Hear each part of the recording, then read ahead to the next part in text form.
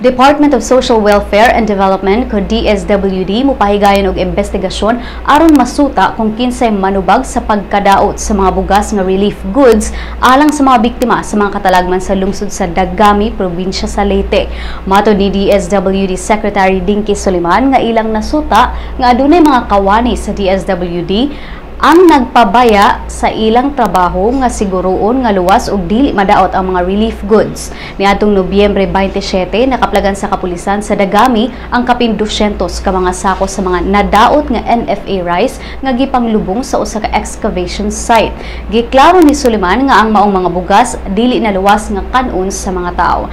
Tungod kay responsibilidad sa ilang ahensya nga siguroon nga luwas ang mga relief goods ang madawas sa mga biktima sa katalagman mao nga ila na lang kining gipalabay. Giangko ni Suliman nga aduna sila kakuwang sa pag-manage sa mga relief goods gani padayon nilang gi-improve ang ilang sistema lakip na niini ang ilang mga nakatunan human sa bagyong Yolanda.